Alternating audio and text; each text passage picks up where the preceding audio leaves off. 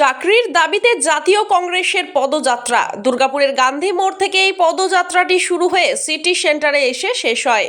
Doctor Bidhanchandra রায়ের ছবি নিয়ে চলে এই পদযাত্রা। নেতৃত্ব দেন কংগ্রেসের জেলা যুব সভাপতি। প্রায় কয়েকশো কংগ্রেস কর্মী সমর্থকদের উপস্থিতি ছিল আজকের পদযাত্রায়।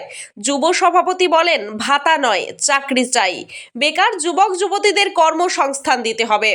দ্রুত বেকার যুবক যুবতীদের কর্মসংস্থানের ব্যবস্থা করা না হলে আরো বৃহত্তর আন্দোলনের পথে হাঁটবো আমরা। চলছে আজকে আপনারা জানেন বিধানচন্দ্র রায়ের জন্মদিন। এই দুর্গাপুর ওনারই হাত ধরে তৈরি একটা শিল্প নগরী, আমাদের এই জেলার শিল্প নগরী। আস্তে আস্তে করে আমরা দেখতে পাচ্ছি গোটা পশ্চিমবঙ্গ জুড়ে শিল্পটা শেষ হয়ে যাচ্ছে। তাই জন্য বেকারত্ব দিনের পর দিন বাড়ছে। এই বেকারদের দাবিতে বেকারত্ব যেন অবিলম্বে ওঠানো যায়, শিল্প নিয়ে আসুক এই রাজ্যে দেখতে পাচ্ছি নানান রকম শিল্প শুধু মানে ইয়েই বসছে, কিন্তু কোনো শিল্প আমাদের বাংলায় এসে পৌঁছাচ্ছে না। যার পরিপ্রেক্ষিতে দেখতে পাচ্ছি ইয়াং ছেলেরা গ্র্যাজুয়েশন পাস করে দেখছি টোটো চালাতে হচ্ছে, জোম্যাটোতে কাজ করতে হচ্ছে, কিন্তু তাদের জীবনের কোনো সিকিওর কোনো চাকরি পাচ্ছে না।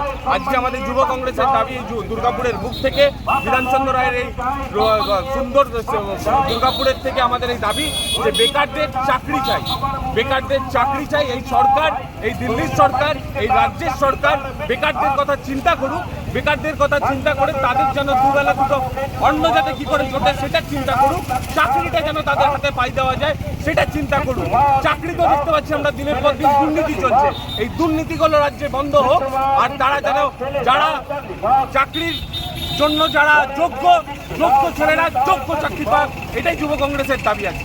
আপনার নাম? আমার নাম সৌভিক মুখার্জি, আপনি পশ্চিম বর্ধমান যুব কংগ্রেসের প্রেসিডেন্ট। ব্যুরো রিপোর্ট, সোজা কথা নিউজ।